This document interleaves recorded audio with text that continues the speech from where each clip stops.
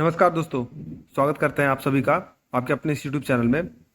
दोस्तों, इस वीडियो में हम मई 2024 के इम्पॉर्टेंट करंट अफेयर्स को डिस्कस करेंगे। तो चलिए वीडियो को शुरू करते हैं।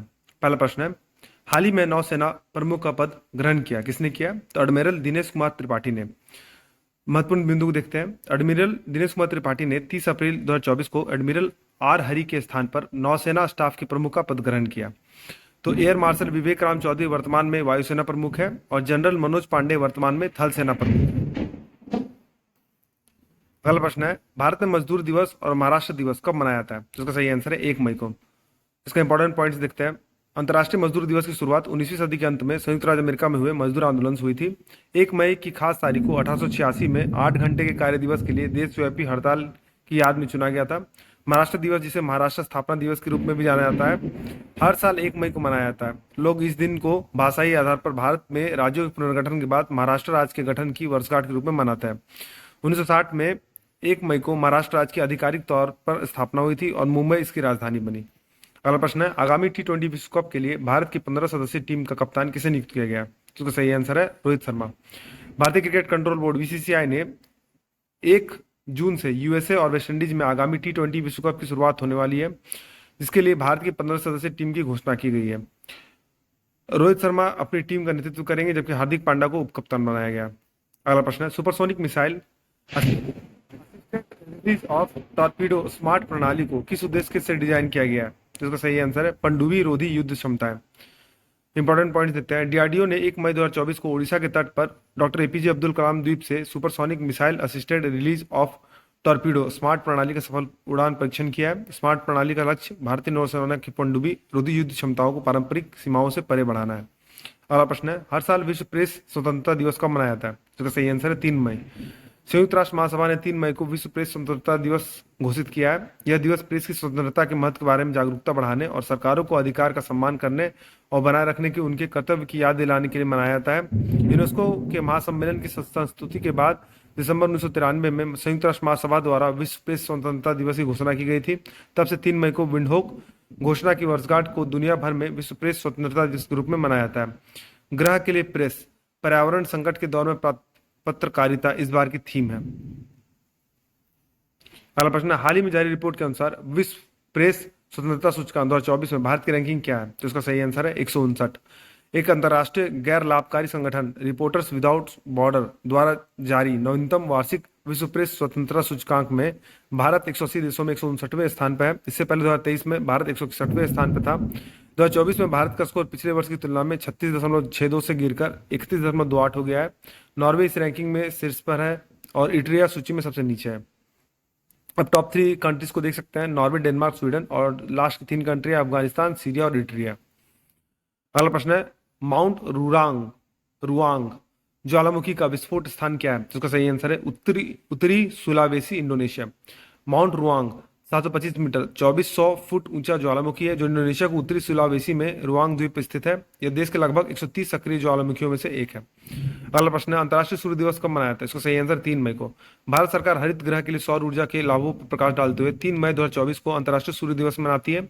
इस दिन भारत सरकार के नवीन एवं नवीकरणीय ऊर्जा मंत्रालय द्वारा जवाहरलाल नेहरू स्टेडियम नई दिल्ली में रन फॉर सन मैराथन का आयोजन किया गया।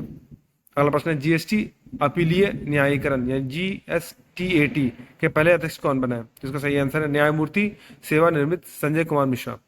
न्यायमूर्ति सेवानिवृत्त संजय कुमार मिश्रा ने 6 मई 2024 को नई दिल्ली में निर्मला सीतारमन द्वारा जीएसटी अपीलीय न्यायाधिकरण के अध्यक्ष के रूप में शपथ ली है। झारखंड उच्च न्यायालय के पूर्व मुख्य न्यायाधीश मिश्रा को भारत के मुख्य न्यायाधीश की अध्यक्षता वाली खोज सह चयन समिति की चयन प्रक्रिया के बाद जीएसटीएटी के पहले अध्यक्ष के रूप में नियुक्त किया गया है। अगला प्रश्न, पेरिस ओलंपिक के लिए क्वालिफाई करने वाले पुरुषों की 4x400 मीटर रिले टीम में कौन सा भारतीय एथलीट शामिल थे? तो कौन कौन थे शामिल दोस्तों? मोहम्मद अनस याहिया, मोहम्मद अजमल, अरोकिया राजीव और अमोच जैकब। मोहम्मद अनस याहिया, मोहम्मद अजमल, अरोकिया राजीव और अमोच जैकब की भारतीय पुरुष 4x400 मीटर रिले टीम ने 3:03:23 का सीजन का सर्वश्रेष्ठ समय निकाला और हीट 2 में अमेरिका से पीछे रह के अपना स्थान पक्का किया। अगला प्रश्न, आईसीसी महिला T20 विश्व कप 2024 का आयोजन किस देश में किया जाएगा? इसका सही आंसर है बांग्लादेश। अंतर्राष्ट्रीय क्रिकेट परिषद आईसीसी ने आगामी महिला टी20 विश्व कप 2024 के कार्यक्रम की घोषणा कर दी है। यह महिला टी20 विश्व कप का 9वां संस्करण होगा, जो 3 से 20 अक्टूबर के बीच बांग्लादेश में आयोजित किया जाएगा। भारतीय क्रिकेट टीम 6 अक्टूबर को चिर प्रतिद्वंदी पाकिस्तान से भिड़ेगी। अगला प्रश्न है, किस बॉलीवुड अभिनेत्री को यूनिसेफ इंडिया का नेशनल ब्रांड एम्बेसडर नियुक्त किया गया है? इसका सही आंसर है करीना कपूर खान। बॉलीवुड अभिनेत्री करीना कपूर खान को यूनिसेफ इंडिया का नेशनल ब्रांड एम्बेसडर नियुक्त किया गया है। करीना कपूर साल 2014 से यूनिसेफ इंडिया के साथ जुड़ी हुई है और उन्होंने लड़कियों की शिक्षा, लैंगिक समानता जैसे मुद्दों पर काम किया है। अगला प्रश्न है, हाल ही में किस देश ने अपनी नई करेंसी जारी की है? तो सही आंसर है जिम्बाब्वे। जिम्बाब्वे ने देश के सबसे लंबे समय तक चल रहे मुद्रा संकट के बीच ZIG यानी जिम्बाब्वे गोल्ड का संक्षिप्त रूप नामक एक नई मुद्रा लॉन्च की है। इस इलेक्ट्रॉनिक रूप में लॉन्च किया गया है।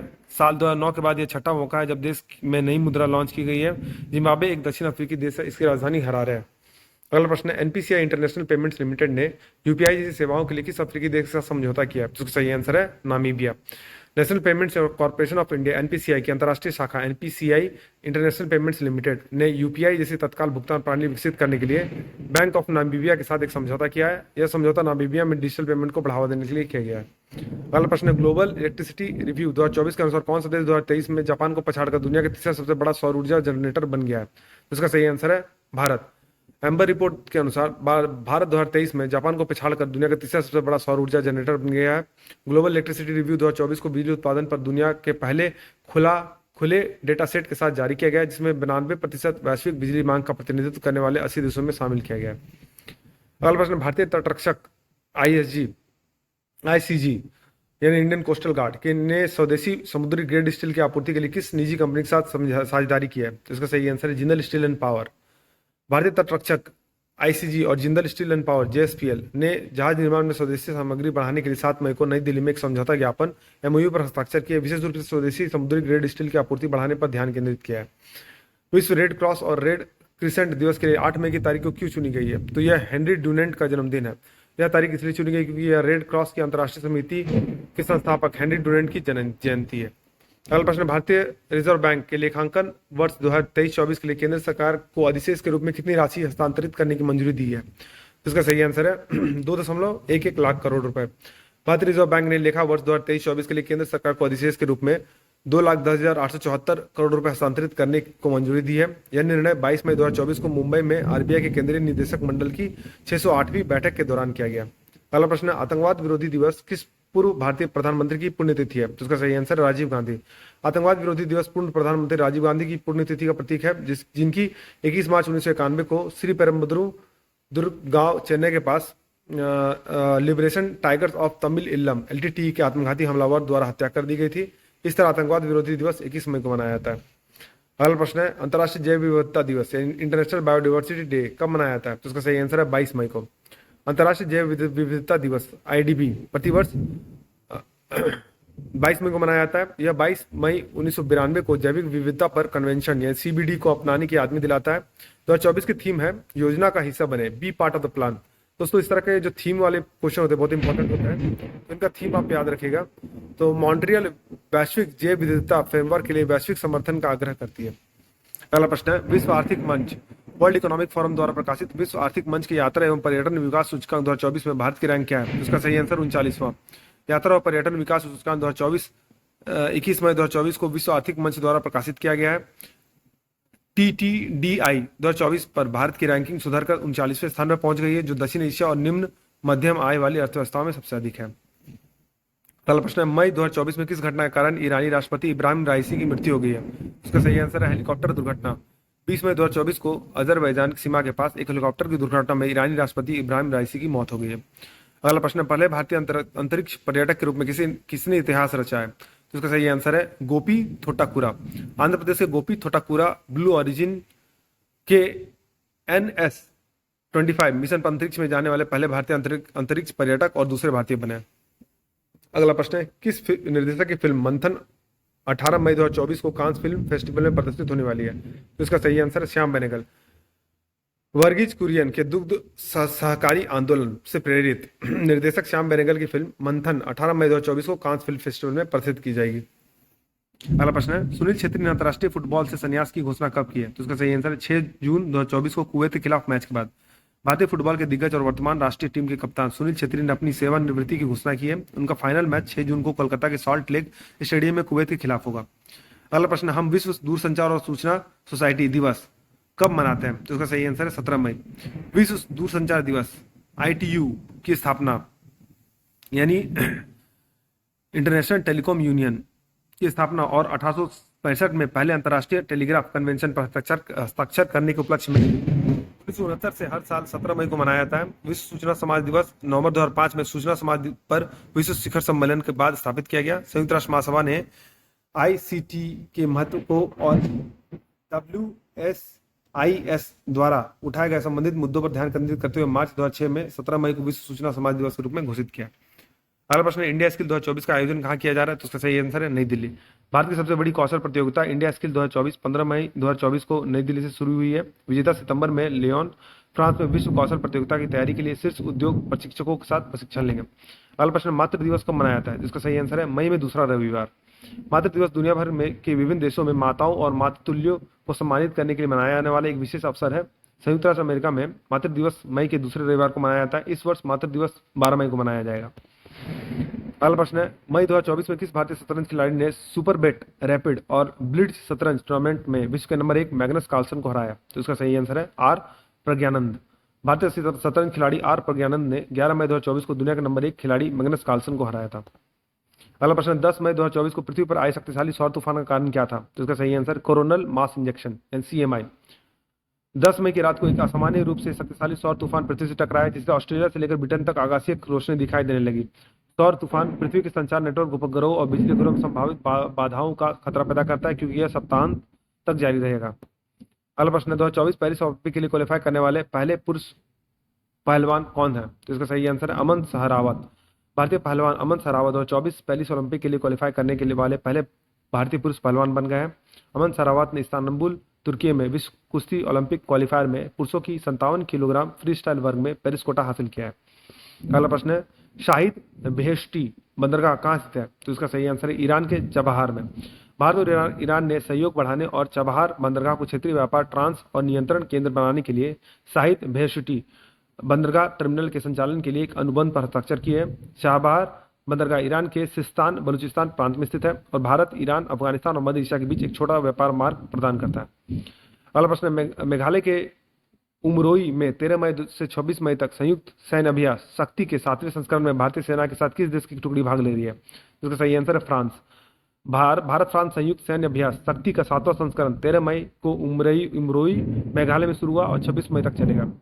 अगला प्रश्न, किस संगठन ने विश्व एशिया प्रशांत क्षेत्रीय रजिस्टर की स्मृति में रामचरित मानस, पंचतंत्र और सरसदयालोकन को शामिल किया है? तो उसका सही आंसर है यूनेस्को। इंदिरा गांधी राष्ट्रीय कला क्षेत्र ने एशिया और प्रशांत क्षेत्र के लिए विश्व स्मृति समिति की 10वीं बैठक के दौरान ऐतिहासिक क्षण को सुरक्षित करने में महत्वपूर्ण भूमिका निभाई। एशिया प्रशांत क्षेत्र में एशिया और प्रशांत क्षेत्र के लिए विश्व समिति स्मृति नामक एक विशिष्ट शाखा की स्थापना 1998 में की गई थी।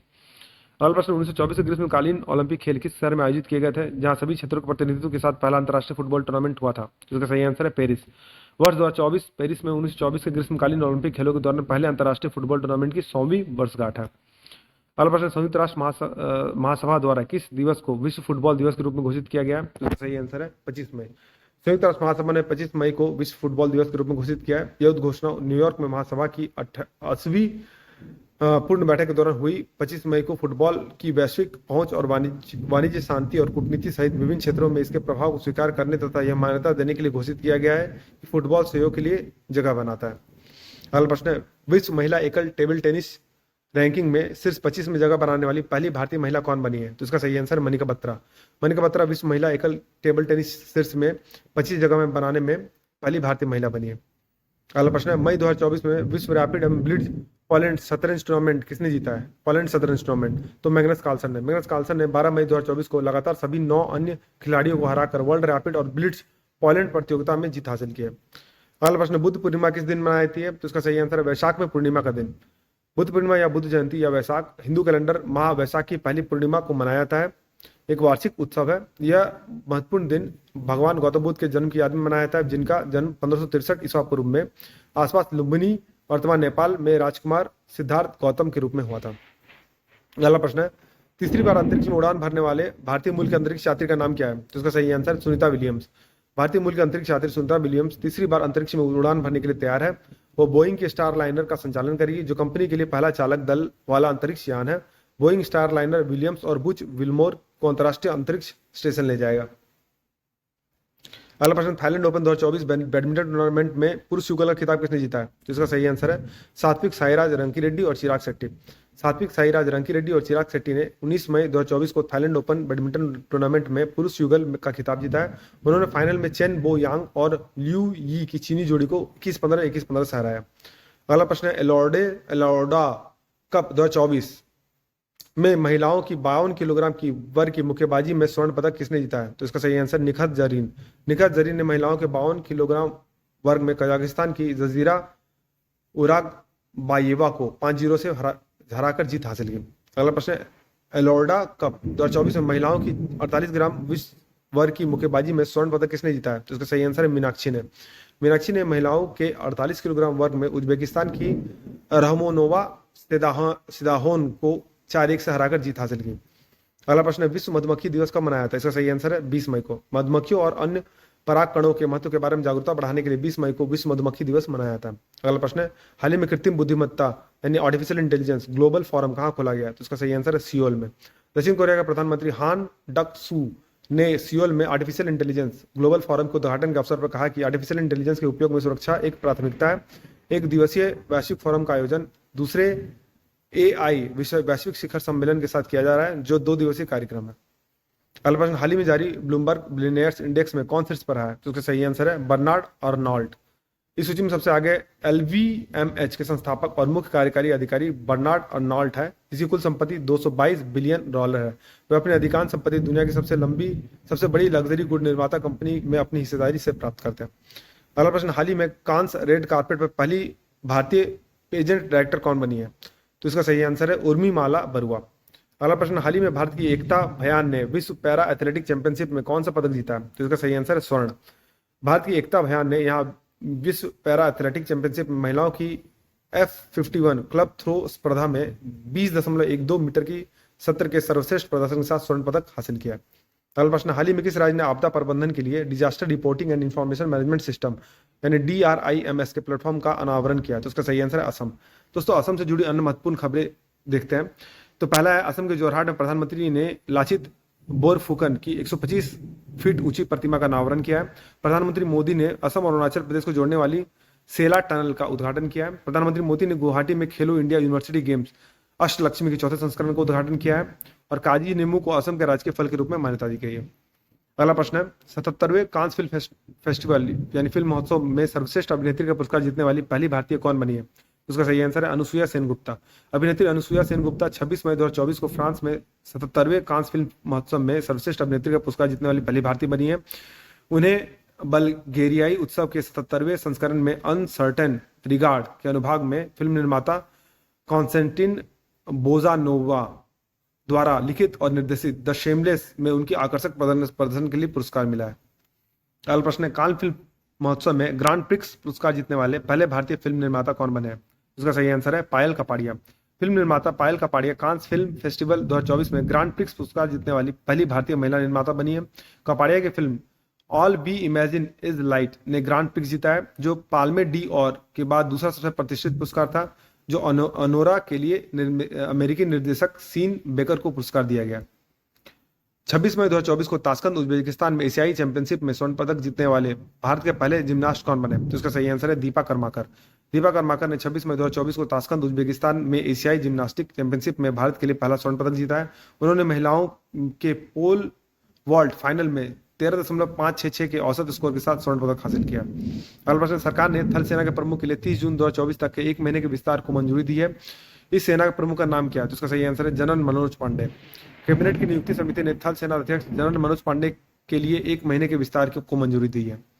अगला प्रश्न, 2024 में किस टीम ने इंडियन प्रीमियर लीग IPL का ट्रॉफी जीती है? उसका सही आंसर है Kolkata Knight Riders. Kolkata Knight Riders ने अपनी तीसरी Indian Premier League IPL trophy जीती है। फाइनल 26 मई 2024 को हुआ था, जिसमें KKR ने सनराइजर्स हैदराबाद को 8 विकेट से हराया। पहले बल्लेबाजी करते हुए SRH ने 20 ओवर में 113 रन बनाए, जिसे KKR ने 8 विकेट शेष रहते हुए हासिल कर लिया।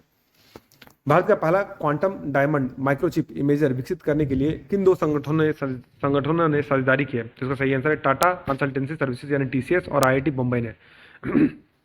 टाटा कंसल्टेंसी सर्विसेज टीसीएस ने भारत का पहला क्वांटम डायमंड माइक्रोचिप इमेजर विकसित करने के लिए भारतीय प्रौद्योगिकी संस्थान बम्बई यानी आईआईटी बम्बई के साथ साझेदारी की है। अगले 2 वर्षों में टीसीएस विशेषज्ञ उपकरण विकसित करने के लिए आईआईटी बम्बई के डॉक्टर कस्तूरी शाह के साथ सहयोग करेंगे। अगला प्रश्न 77वीं विश्व स्वास्थ्य सभा के समिति ए का अध्यक्ष किसे नियुक्त किया गया? तो इसका सही आंसर अपूर्व चंद्रा। अपूर्व चंद्रा भारत के केंद्रीय स्वास्थ्य सचिव है। भारत के केंद्रीय स्वास्थ्य सचिव अपूर्व चंद्रा को विश्व स्वास्थ्य संगठन द्वारा 77वीं विश्व स्वास्थ्य सभा में समिति ए का अध्यक्ष नियुक्त किया गया है। WHA कार्यक्रम 27 मई से 1 जून तक जिनेवा में निर्धारित है, जिसमें भारत समिति ए की अध्यक्षता करेगा। अगला प्रश्न 2024 में लिथुआनिया के राष्ट्रपति के रूप में किसे पुनः चुना गया है? इसका सही आंसर है गीतानास नौसेदा। लिथुआनिया के मौजूदा राष्ट्रपति गीतानास नौसेदा को दूसरे 5 साल के कार्यकाल के लिए फिर से चुना गया है। चुनाव 12 मई 2024 को हुआ था।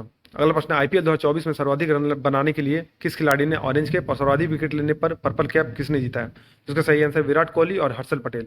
ऑरेंज कैप विराट कोहली को मिला है आरसीबी के लिए, जो खेलते हुए 741 रन के साथ मिला उनको, और पर्पल कैप हर्षल पटेल को मिला है जो पीकेबीएस के लिए खेलते हैं, जो 24 विकेट लेने के लिए मिला है। अगला प्रश्न है एक ही सीजन में 3 बार माउंट एवरेस्ट पर चढ़ने वाली पहली महिला कौन बनी है? तो इसका सही आंसर है पूर्णिमा श्रेष्ठ। गोरखा नेपाल की 32 वर्षीय पर्वतारोही और एक फोटो जर्नलिस्ट पूर्णिमा श्रेष्ठ एक ही सीजन में 3 बार माउंट एवरेस्ट पर चढ़ने के वाली पहली महिला बनी है। अगला प्रश्न है नई WIPO संधि पहली बार किस प्रमुख पहलू को संबोधित करती है? तो इसका सही आंसर है बौद्धिक संपदा, अनुवांशिक संसाधनों और पारंपरिक ज्ञान के बीच इंटरफेस। 24 मई 2024 को विश्व बौद्धिक संपदा संगठन यानी WIPO के सदस्य देशों ने बौद्धिक संपदा, IP, अनुवांशिक संसाधनों और संबंधित पारंपरिक ज्ञान से संबंधित एक अभूतपूर्व नई संधि को अपनाया। अगला प्रश्न है IMD के अनुसार जून सितंबर अवधि के लिए 50 साल की औसत वर्षा क्या है? तो इसका सही आंसर 87 सेंटीमीटर यानी 35 इंच। IMD जून सितंबर की अवधि के लिए सामान्यतः वर्षा को 50 साल के औसत 87 सेंटीमीटर यानी 35 इंच के 96 से 104% के रूप में वर्गीकृत करता है। जारी आधिकारिक आंकड़ों से पता चला कि गर्म मौसम और 2023 में खराब मानसून के प्रभाव ने 150 केंद्रीय निगरानी वाले जलाशयों में जल भंडारण को 5 वर्षों में अपने सबसे कम निचले स्तर पर पहुंचा दिया, जिससे कम से कम 16 राज्यों में पानी की कमी और बढ़ गई है और जल विद्युत उत्पादन रिकॉर्ड निचले स्तर पर आ गया। अगला प्रश्न है 30 मई 2024 को अग्निकुल कॉस्मोस द्वारा लॉन्च किए गए single piece 3D printed engine वाले दुनिया के पहले रॉकेट का नाम क्या है? तो उसका सही आंसर है अग्निबाण SORTED यानी सॉर्टेड। IIT मद्रास के स्टार्टअप अग्निकुल कॉस्मोस ने single piece 3D printed engine के साथ दुनिया का पहला रॉकेट लॉन्च किया है।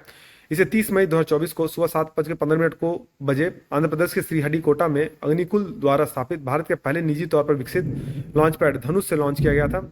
अग्निबाण सॉर्टेड यानी सब ऑर्बिटल टेक्नोलॉजिकल डिमोन्स्ट्रेटर नामक रॉकेट भारत का पहला अर्ध क्रायोजेनिक इंजन संचालित रॉकेट है, जो पूरी तरह से स्वदेशी रूप से डिजाइन और निर्मित किया गया। अगला प्रश्न है मई 2024 में भारतीय किशोर खिलाड़ी आर प्रज्ञानंद ने किस खेल के शास्त्रीय प्रारूप यानी क्लासिकल फॉर्मेट में दुनिया के नंबर 1 मैग्नस कार्लसन को हराया? उसका सही आंसर शतरंज। भारतीय किशोर 18 वर्ष के शतरंज खिलाड़ी आर प्रज्ञानंद ने 23 मई 2024 को चल रहे नॉर्वे शतरंज टूर्नामेंट में पहली बार शास्त्रीय प्रारूप यानी क्लासिकल फॉर्मेट में दुनिया के नंबर 1 मैग्नस कार्लसन को हराया। अगला प्रश्न है स्वदेशी रूप से विकसित ठोस संचालित वायु प्रक्षेपित मिसाइल प्रणाली का नाम क्या है, जिसका Su-30 Mk1 प्लेटफॉर्म से सफलतापूर्वक परीक्षण किया गया था? तो उसका सही आंसर है रुद्र M द्वितीय। डीआरडीओ ने 23 मई को उड़ीसा में भारतीय वायुसेना के Su-30 Mk1 प्लेटफॉर्म से हवा के सतह पर मार करने वाली रुद्र M द्वितीय मिसाइल का सफलतापूर्वक परीक्षण किया है। रुद्र M द्वितीय एक स्वदेशी रूप से विकसित ठोस चालित हवा से प्रक्षेपित मिसाइल प्रणाली है। अगला प्रश्न है 2023 के लिए संयुक्त राष्ट्र सैन्य लैंगिक अधिवक्ता ऑफ द ईयर किसे नामित किया गया? तो उसका सही आंसर है मेजर राधिका सेन। भारतीय शांति रक्षक मेजर राधिका सेन को डेमोक्रेटिक रिपब्लिक ऑफ कॉन्गो यानी DRC में उनकी सेवा के लिए 2023 के लिए संयुक्त राष्ट्र सैन्य लैंगिक अधिवक्ता वर्ष से सम्मानित किया गया है। उन्हें मार्च 2023 से अप्रैल 2024 तक अपनी तैनाती के दौरान स्थानीय समुदाय और विशेषकर महिलाओं और लड़कियों को सशक्त बनाने के लिए पहचाना जाता है। अगला प्रश्न है हाल ही में भारत में सबसे अधिक तापमान कहाँ दर्ज किया गया? तो इसका सही आंसर है दिल्ली के मुंगेशपुर में, दिल्ली के मुंगेशपुर में ऐतिहासिक उच्च तापमान दर्ज किया गया, जहां 52.3 डिग्री सेल्सियस तापमान दर्ज किया गया, जो भारत में अब तक का सबसे अधिक तापमान है। यह 2002 में दर्ज 49.2 डिग्री सेल्सियस के पिछले रिकॉर्ड को पीछे छोड़ देता है। अगला प्रश्न है, भारतीय पर्वतारोही सत्यदीप गुप्ता ने कौन सी ऐतिहासिक उपलब्धि हासिल की है? तो एक सीजन में 2 बार माउंट एवरेस्ट और माउंट लोहोत्से पर चढ़ने वाले पहले व्यक्ति बने। भारतीय पर्वतारोही सत्यदीप गुप्ता एक सीजन में 2 बार माउंट एवरेस्ट और माउंट लोहोत्से पर चढ़ने वाले पहले व्यक्ति बने हैं। गुप्ता ने माउंट एवरेस्ट से माउंट लोहोत्से तक 11 घंटे और 15 मिनट में यात्रा करने वाले पहले भारतीय बनकर एक रिकॉर्ड बनाया है। अगला प्रश्न है, कर्मचारी चयन आयोग का नया अध्यक्ष से नियुक्त किया गया, यानी स्टाफ सिलेक्शन कमीशन का। तो इसका सही आंसर है राकेश रंजन। मणिपुर कैडर के 1992 बैच के आईएएस अधिकारी राकेश रंजन को कर्मचारी चयन आयोग यानी एसएससी का अध्यक्ष नियुक्त किया गया। अगला प्रश्न है, WOAH के महानिदेशक के रूप में किसे नियुक्त किया गया? तो इसका सही आंसर है डॉक्टर इमैनुअल सोबेयरन को। अपने 91वें आम सत्र के दौरान विश्व पशु स्वास्थ्य संगठन ने 5 साल के कार्यकाल 2024 से 2029 के लिए अपने नए महानिदेशक के रूप में डॉक्टर इमैनुअल सोबेयरन का चुनाव किया है। डॉक्टर सोबेयरन के चुनाव से संगठन में उनके पूर्ववर्ती डॉक्टर मोनिक एलोइट के 8 साल के सफल कार्यकाल का अंत हो गया। अगला प्रश्न, हाल में भारतीय बहुपक्षीय अभ्यास रेड फ्लैग 24 में शामिल हुआ है, जो कहां आयोजित किया जाना है? तो इसका सही आंसर अलास्का, संयुक्त राज्य अमेरिका। भारतीय वायुसेना IAF इंडियन एयरफोर्स अलास्का, संयुक्त राज्य अमेरिका में 16 दिवसीय बहुराष्ट्र मेगा सैन्य अभ्यास में शामिल हुई है, जिसमें भाग लेने वाले बलों को एक नकली युद्ध वातावरण में यथार्थवादी प्रशिक्षण प्रदान करने के लिए डिजाइन किया गया है। रेड फ्लैग 24 के नाम से जाने जाने वाला यह अभ्यास 30 मई को शुरू हुआ है और 14 दिन तक चलेगा। अगला प्रश्न, विश्व तंबाकू निषेध दिवस प्रतिवर्ष कब मनाया जाता है? तो इसका सही आंसर 31 मई को। हर साल 31 मई को विश्व तंबाकू निषेध दिवस मनाया जाता है, ताकि तंबाकू सेवन से जुड़े संभावित स्वास्थ्य जोखिमों के बारे में जागरूकता पैदा की जा सके और इसके उपयोग को कम करने के लिए प्रभावी नीतियों की वकालत किया जा सके। विश्व तंबाकू निषेध दिवस 2024 का विषय है बच्चों को तंबाकू उद्योग के हस्तक्षेप से बचाना। दोस्तों, इस तरह के जो थीम बेस्ड क्वेश्चन होते हैं तो वो बहुत इंपॉर्टेंट होते हैं, तो आप याद रखिएगा। तो इस वर्ष का जो थीम है वो बच्चों को तंबाकू उद्योग के हस्तक्षेप से बचाना। दोस्तों, आपको ये वीडियो पसंद आया तो वीडियो को लाइक कीजिए, चैनल को फॉलो कीजिए और सब्सक्राइब कीजिए और बेल नोटिफिकेशन को प्रेस कीजिए, ताकि इसी तरह के इंपॉर्टेंट अपडेट्स मैं आपके साथ साझा करता रहूँ। तो वीडियो में बने रहने के लिए धन्यवाद। मिलते हैं आपसे अगले वीडियो में।